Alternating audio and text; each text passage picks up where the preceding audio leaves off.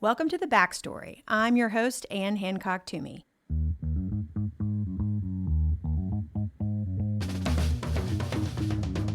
Over the course of my career, I've had the privilege to work with and learn from and guide some incredible leaders, mostly in healthcare, but not always. The Backstory is a chance for me to talk to some of them, unpack who they are and where they came from, and how it all influences who they are today and how they lead. Ultimately, each conversation offers a case study in what I'm calling authentic leadership. Let me now invite you into our conversation for the real backstory. Today, I am honored to spend time with Phil Roe, longtime healthcare executive and investor. Phil is the former CEO and now a senior advisor at Barton Ventures, which is a healthcare venture firm that's funded more than 50 companies and has, I think, 30 plus active portfolio companies. Welcome to the podcast, Phil. Thank you. I'm so glad to see you. Honored to sit here with you today. Thank you. This is fun. Okay, so Phil, you and I have known each other for several years now. I've had the privilege of serving alongside you on the board of Faith Family Medical Center, which is near and dear to both of our hearts, of course. Faith Family is a nonprofit that is based here in Nashville, primary care clinic that provides high quality, affordable care to working uninsured and underinsured. It's a fantastic organization, and I feel really lucky to have experienced firsthand how you lead and how you serve. And it goes a little something like this. When Phil speaks, people listen. When Phil doesn't speak, people seek him out to hear his opinion. Your wisdom really runs so deep, and it's just been so awesome to watch you impart that wisdom and your experience in a way that is direct and relevant, but is also extremely thoughtful and kind. And that's just it's been a lot of fun to work alongside you with Faith Family. Thank you. Thank you for the kind comments. It's fun to be a part of an organization where people are so passionate about the same thing. And there's just so many good people that serve on that organization's board, so it's a pleasure to be there. It is. It really is. And now you've had, in your own right, an enormously successful career in healthcare, CFO or C-suite executive of 3 major hospital companies, a decade or so investing in and advising companies at Barton Ventures, sitting on boards of major companies like Team Health and Change Healthcare. And yet, when I called you to tell you about this harebrained idea that I had to start this podcast and what it was about, and to invite you to join us, tell me again what you thought, where your head went.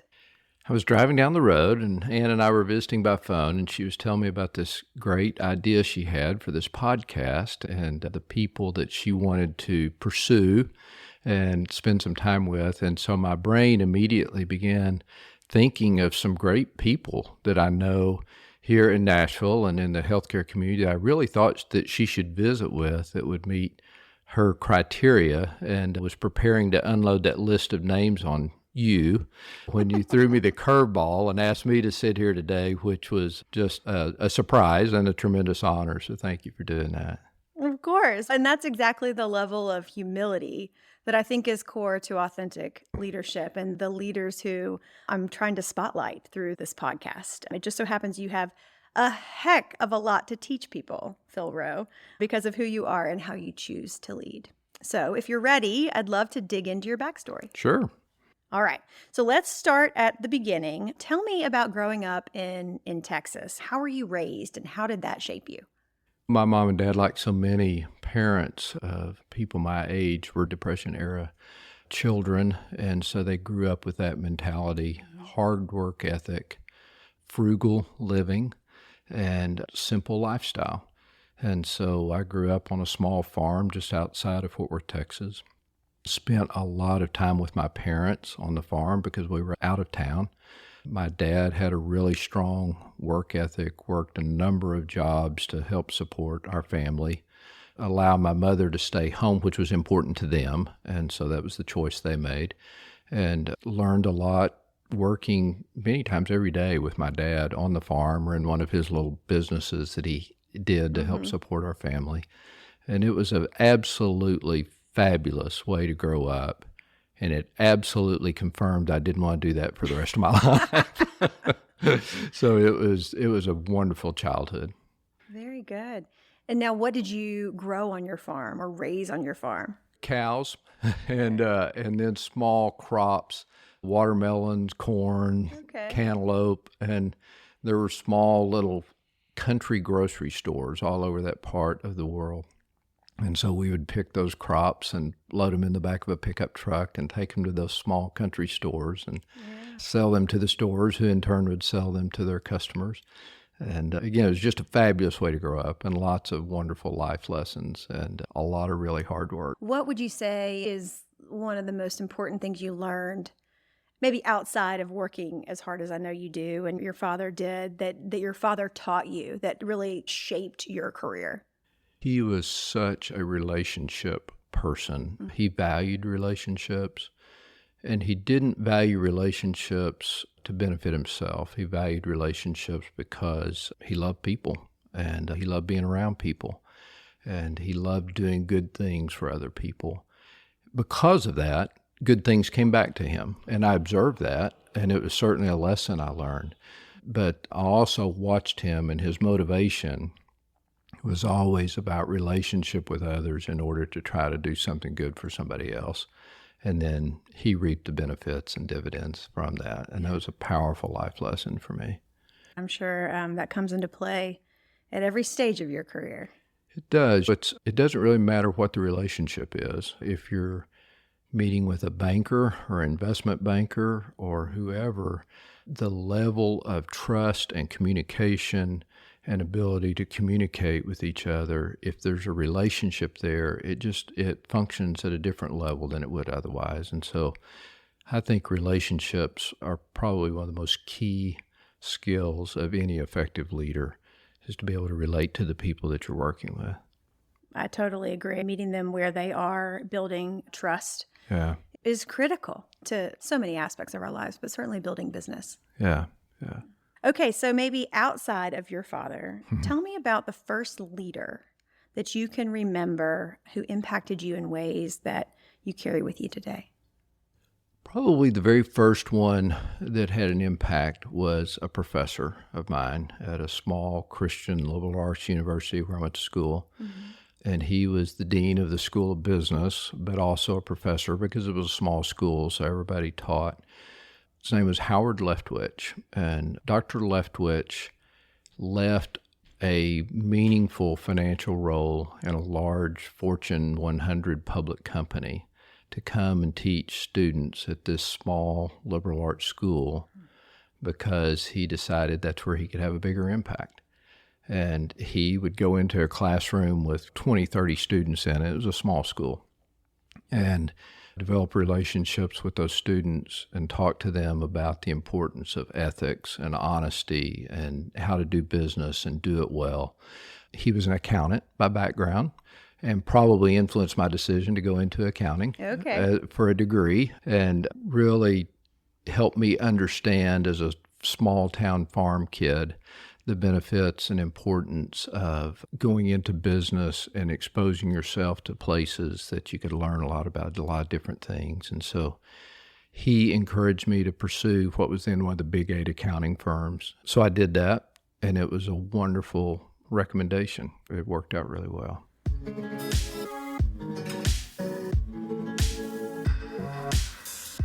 Okay, so from farmlands of Texas to college, being exposed, I was wondering how you made the jump from farming to accounting, exposed to accounting by Dr. Leftwich. Joined, was it E&Y? E&Y, Is that that's right. Who you were with? Okay. It's actually Ernst & Winnie at the time. Okay. That's how long ago it's been. Okay, so now today EY.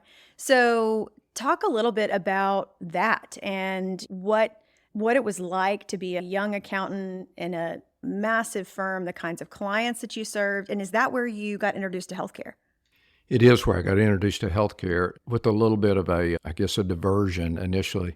I was in the Oklahoma City office of Ernst & Winnie, huge oil and gas industry and economy there. Yeah. And in the early 80s, the oil and gas industry was booming. And so almost everyone in the office spent a fair amount of time working on the oil and gas industry. And that was great until about 1988 when the oil and gas industry went through one of its bust periods. Right. And Ernst & Young decided to close the Oklahoma City office. There were a handful of us that were given the opportunity to transfer to other offices. And so I moved to the Dallas-Fort Worth office of what quickly became Ernst & Young shortly after that, and needed to kind of redefine the industry I was going to focus on. And so I began working on healthcare clients. It was complex. It was an industry that I thought would be around for a long time because we always need healthcare. Right. There was just a tremendous amount of opportunity in Dallas-Fort Worth, but also within the firm to expand on healthcare capabilities. And so I did a lot of healthcare audits, a lot of healthcare consulting related projects, got exposed to just lots of different kinds of businesses and business leaders, and learned a lot by going from client to client. It was a lot of fun. It's been a long time, I know, since you were in the seat that, frankly, I and my colleagues sit in as a consultant. Can you remember what was your worst client situation? Oh, yeah, absolutely. It was a client that was intentionally filing false information with a governmental agency. And that's frowned upon, right? Oh, just a little bit. Yeah, just a little Okay. bit. I was at the time a senior manager with the firm, and I went in to the partner and said, hey, here's what we found. Yeah. And I think this is a problem. And it was an important client.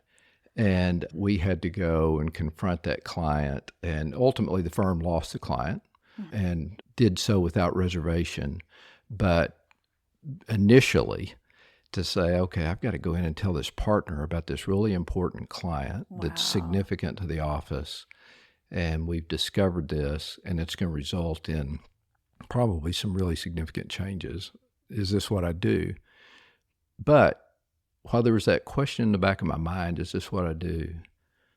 What my dad taught me, what Dr. Leftwich taught me, what all those great people taught me was you do the right thing. Yes. And you move forward and you deal with the consequences, and it is what it is. Yeah, you were ready for that moment. I was ready for that moment. That's fantastic. Yeah. Okay, so you were exposed to healthcare through your days at E&Y and made the jump into healthcare entrepreneurship and healthcare operations.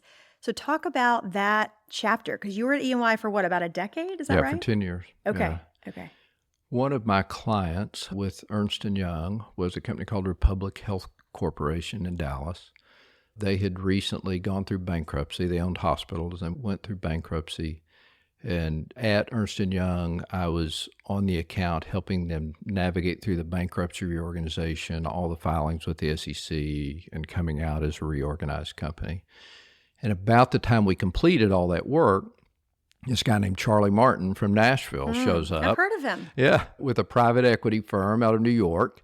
He, together with this private equity group, recapitalized the company, and he became the CEO. And I was meeting with Charlie and some of the financial people at the company and saying, here is what we have done over the last year to reorganize the company's finances, do all the SEC filings and so forth. And Charlie looked at me and he said, how do you feel about Nashville?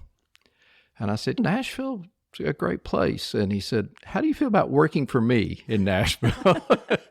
I went home and talked to Melissa, my wife, and we had already discussed perhaps making a change out of public accounting and the stress and demand on family that brought with it. And she said, if this is what you want to do, let's go do it. It's a decision we've never regretted. Very good. And that was in the early 90s? 92. 1992. Okay. And so tell me about that first healthcare company. What was it like making the jump from being in a consulting role to actually being in-house and being consulted, I would assume? Yeah, so different. When you're in an advisor role on the outside, you learn a lot and you think you know a lot about the business, but the level of knowledge once you move inside the company and understanding if I move this lever just a little bit, here is all the impact it's going to make. To people, to finances, to culture, to everything. There's a little bit of sobriety that comes with that when you get up and realize that's what you're doing every day. Absolutely. And you have to live with the consequences of the decisions that you make as opposed to here are 3 different ways you could go, and then hand it over to the decision maker of your client. And they ultimately have to make the decision and live with the consequences. But when you're actually in that seat, that is heavy. The finger points one direction. That's exactly right. Yes. Yeah. Okay, Phil. So you joined Charlie at Republic. And did you all change the name of that organization? Changed the name to Orinda Health Corp. And that was a very successful venture. It was. We started with 10 hospitals in 1992, which were the old Republic Health assets. And through an absolute whirlwind of mergers and acquisitions and things, ended up at 53 or 54 hospitals by 1997. And we were on fire. It was a rocket ride and having lots of fun. It was sold to a competitor in 1997.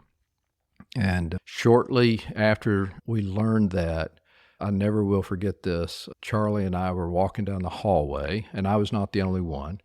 But there was a small group of us that he approached one-on-one and said, "Would you like to do this again?" And I, of course, said, "Yeah, I'd like to do that again." And he said, "I've learned that if I can keep a core group of trusted colleagues together, we can have a head start on the next thing and be out of the gate so fast that we'll be able to build another successful company." And he probably approached 10 folks that way that agreed to start again. Yeah. And that was the beginning of Vanguard Health Systems. We all had agreements with the acquirer of Orinda that we would kind of lay low for a year. And so we did. And in the intervening year, we invested in some other healthcare companies, 2 or 3 of which went on to become very successful. And then we started Vanguard in June of 1998 with our first acquisition of a hospital out in Phoenix, Arizona. Over the next 16 years or so, grew it into the company that it became. Yeah, Vanguard was a huge success story. I think still very much a case study in the healthcare sort of entrepreneurial landscape of Nashville and far beyond. And you and Charlie worked together for 32 years now. 32 years. That's like a second marriage. It really is. And for those folks who don't know Charlie, I mean, he is a serial entrepreneur, a healthcare CEO many times over, certainly an investor, an innovator, and a philanthropist today, a very generous philanthropist today, a brilliant and colorful leader. And I would imagine that at times may have been a bit stubborn. Might have been a little difficult. I don't know. But what is your secret? The two of you have been partners for so long. What's your secret to having had such a trusting and successful relationship as you've moved through all these different chapters together? Yeah, Charlie is a person that values somebody who's always honest and speaks truth, Yeah. even when the truth may not be what the rest of the room wants to hear. And he has created an environment where perhaps I wouldn't be completely truthful if I didn't say sometimes you speak that truth and it meets a strong reaction. But ultimately, the truth wins. Yes. And he knows that and respects that. And he likes to have people around him that are willing to speak the truth and to make difficult decisions. And after 32 years, there's a level of trust there. He knows if I tell him something, I really believe it, and I believe it to be true. And the opposite is true as well. And so there's a relationship of trust and confidence in each other because I know what he does very well. And I feel like he has the same respect for me. He knows that what I do very well, and I'm going to be truthful with him. David Gerard and I've worked together for over 20 years, and he always called me his Jiminy Cricket, right? I would always sort of whisper truth and sometimes very things that didn't necessarily want to hear but needed to hear. And it's special to find that kind of trust and kind of relationship, sort of complementary skill sets in someone that you can work with and grow with for many moons. Yeah. So that's great. He has given me an incredible amount of opportunity to do what I enjoy doing and creating an environment where I can do that in a way that I get to exercise a little bit of entrepreneurship and do it in a place where I know that my opinion's valued and important. And it's hard to find that these days. And it's a relationship I value greatly.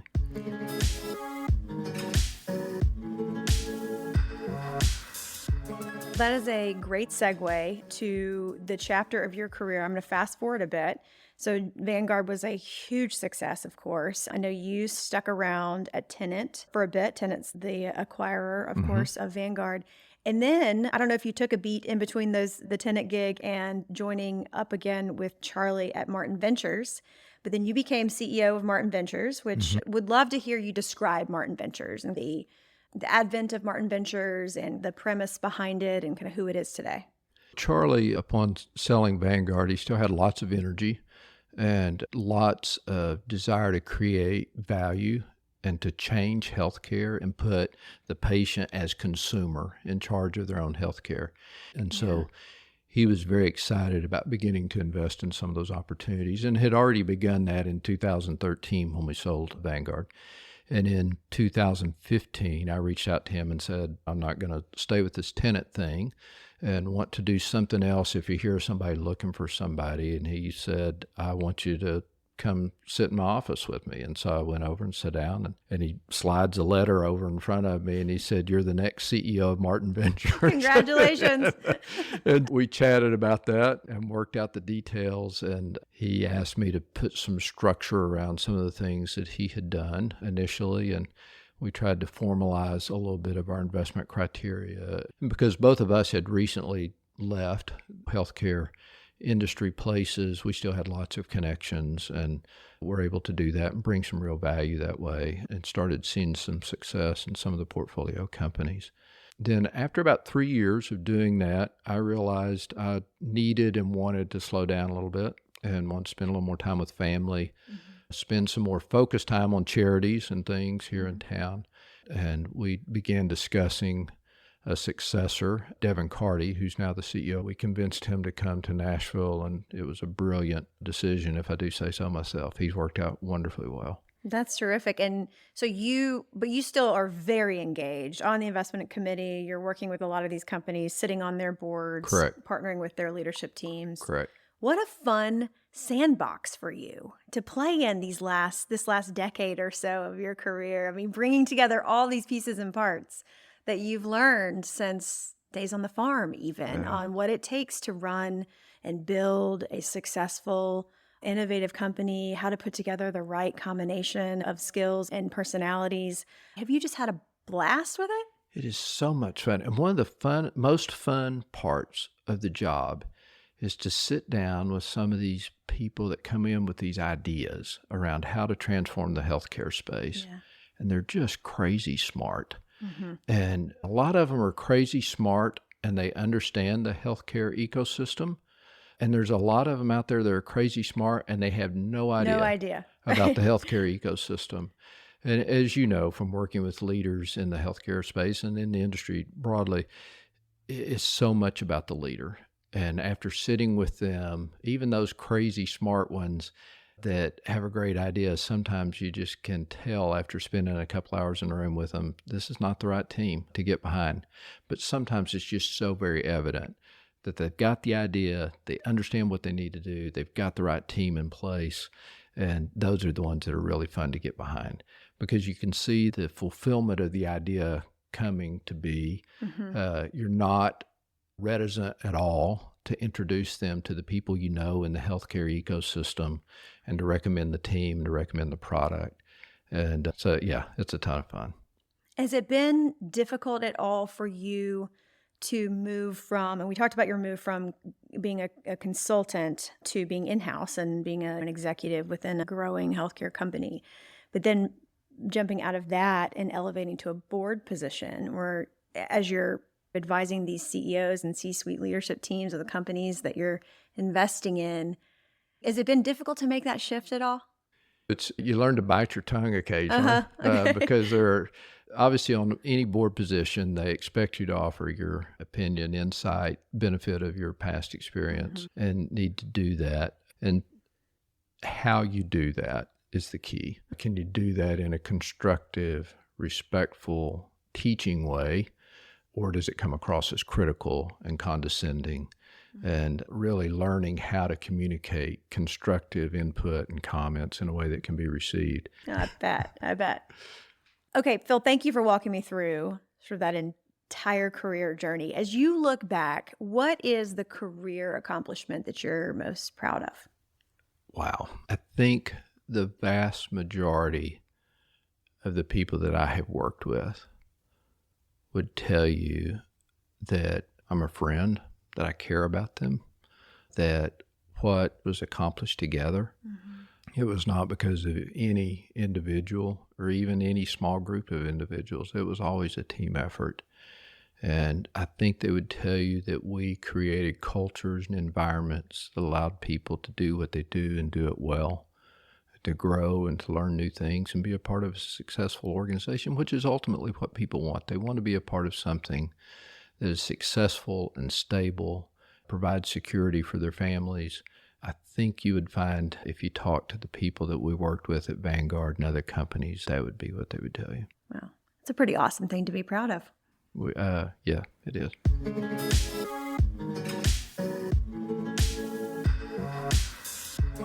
Okay, before we talk more about leadership, tell me about your family. I know you are so proud of your family. Tell me about, I know you've been married since, 1983? Is that right? Yeah. Okay. Tell me a little bit about your family. I met Melissa. Actually, we went to the same small liberal arts school. Okay. But did not know each other during our college careers, which is crazy because there were only like 12 or 1,300 students at the time. I was an accounting major. She was an elementary ed major. We both, on a whim, at the end of our college careers, went on a mission trip together in Brazil, and that's where we met. And we met in the summer of 1982, and shortly thereafter began dating, and then were engaged and married by June of 83. Wow, you knew. Yeah, I knew. It was clear as it could be. She has been supportive and encouraging and wise, and we have 3 children together. Our oldest daughter is a PA and lives in Knoxville, Tennessee with her husband and 2 boys. Our son is a middle school Spanish teacher, and he and his family actually live in the same neighborhood we do. And he has 3 of our grandchildren, and we get to see them often, of course. And then our youngest daughter, Savannah, was a missionary in a couple of different Latin American countries the first 10 years or so of her married life, and she has 2 boys. And they moved back during COVID to the west side of Franklin, and so they're very close as well. You've mentioned several times mission work. That's where you met your wife, and your daughter's a missionary. I know that's something that's really important to you. Your service work is so important to you, your family, and you've had a very involved and successful career. So as you look back on just all of these dimensions of your life that are so important to you, that are competing priorities, how did you manage that? Not well, some of the times. Melissa was the key to a lot of that. Number one, she always encouraged and allowed me to pursue a career that was rewarding and realized the importance of that for me. She was a very supportive and incredible mom, and so she ran the home front and allowed me to do a lot of that.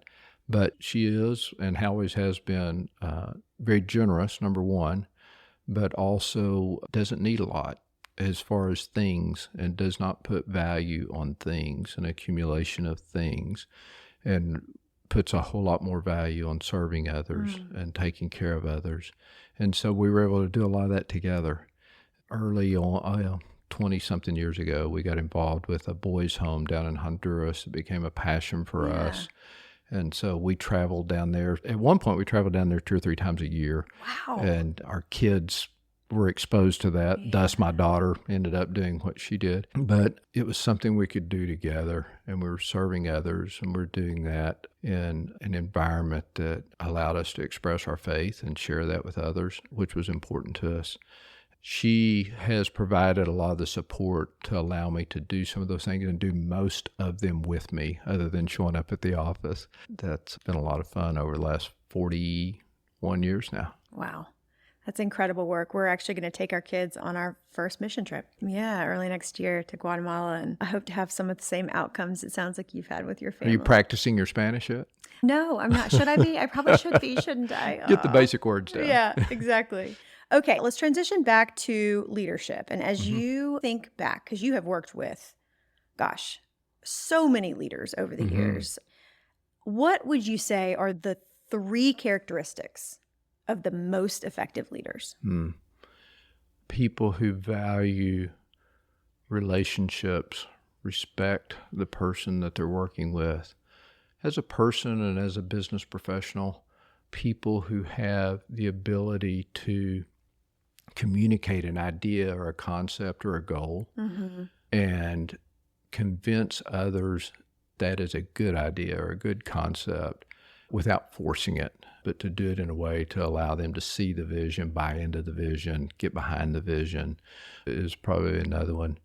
And then, as I said from the very beginning, relationship, trust, building that kind of culture where people learn to trust each other and work with each other. Any leadership team where there's competing efforts for one to be different or better than another is ultimately going to take away from the value of the relationship, which then takes away from the value of the organization, the value of the culture, and has a negative impact. So people who can do that in a way that does not allow that to happen, I think is a wonderful quality. And what do you think makes you most effective as a leader? That's not fair. I truly value people, and I want people to feel like they're known. I want people to feel like they're heard and that their opinions are valued. And I want people to feel like that they are important and what they do is important. And while corporate America requires titles and requires reporting responsibilities, the truth is everyone is equally valued and equally important, because no one in that organization can do what they do if another part is not functioning healthy and well. And helping people understand that everybody's an important part of the team member. It doesn't matter what your title is or what office you sit in. Being able to communicate that in a way that people believe it, I think is important. I totally agree with that. I'm wondering if you could impart some of your wisdom on those who are struggling with a particular team member who's maybe isn't in the right seat on the bus or isn't quite a fit for the organization. What's been your experience knowing who you are just as a person and how much you care about others? As a leader, how do you manage through those situations? I think we believe incorrectly sometimes that we're doing a kindness, showing a kindness to an employee by allowing them to stay in a position they're not fit for or that is not right for the organization. Whatever the reason may be, we think we're doing them a kindness by allowing that to continue. And we're really not. Probably a couple of the biggest mistakes I've made in my career is allowing someone to stay in a position that they weren't fit for or didn't have the skills for, or the personality for, thinking it would get better. Sure. Or maybe hoping it would. Or hoping it would get better. And instead of doing them the real kindness of going and having a thoughtful, compassionate conversation that says, this is not a good fit. So let's talk about what we can do to make it a good fit. It may mean that there's somewhere else in your organization. It may mean that we need to have a thoughtful way to move from this organization to another. But the kindness is having the conversation and allowing them to move to a place where they can thrive and do well. The unkindness is just hoping that it'll get better. That's really well said. Okay, as you think about maybe some things that are, I don't think you have any, but any gaps or challenges that you're working on, an Achilles heel in your leadership. I continually work on some things. One of those is reminding myself that if I see an answer and I'm convicted that it's the right answer, to patiently work with others to get to that same place and to not lose patience, get frustrated with those that don't get to that answer as quickly as I'd like for them to, and to see that as a teaching opportunity. And then the counterbalance to that is to always be open to the idea of, I may not be right. And many times I'm not right. And so be willing to listen to those that come in with criticism or correction to an idea that I thought I had, and be open to see, maybe there is another side here. Very good.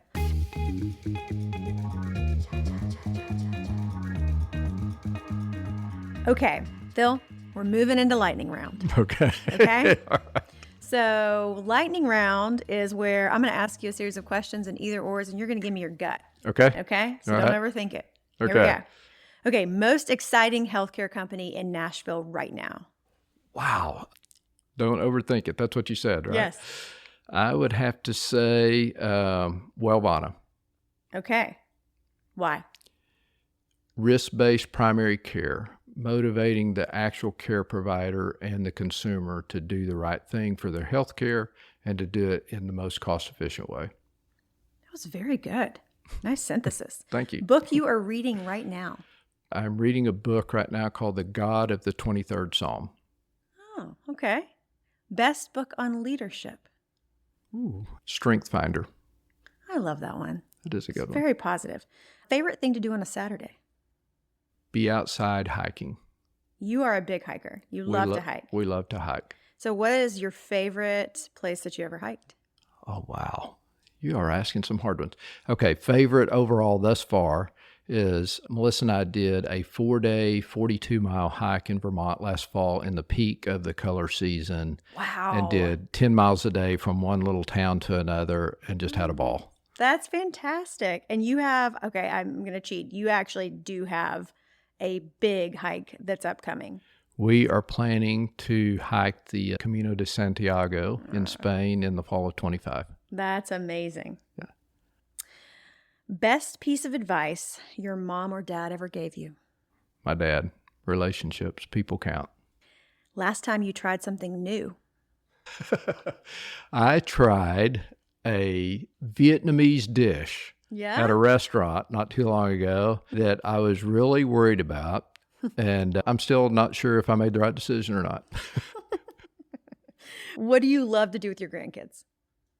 Oh, anything and everything, just being with them. We have an upcoming beach trip together where they'll all be together. In the month of June, we have cousin camp where all 7 cousins come together and play together. We have a pond on our property. I love to go fishing with them and hang out by the pond and spend time with them. We have ride-on vehicles that they can ride around our property and watching them laugh and have a good time, and really just almost anything. But those are some that we kind of gravitate towards. Oh, I love that. All right. I'm coming to the last question here. Okay. It's the question that all good reporters ask, and that is, what should I have asked? Or is there anything more to share? It's for me and in my experience to find a way that you can do something that you're passionate about and do it in a way that treats others with respect and compassion. And it doesn't really matter what it is. It can be a financial role like I had most of my career. It can be a clinical role. It can be some type of specific caregiving role. Whatever it is, find something that you're passionate about.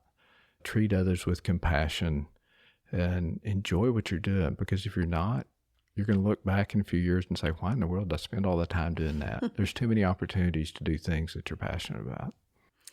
Thank you for spending time with me today. I appreciate it so much. I love spending time with you any way I can get it, but you're a good sport to be on the podcast today. I think every organization needs more Phil Roe. Oh, you're very kind. Thank you for letting me be here today.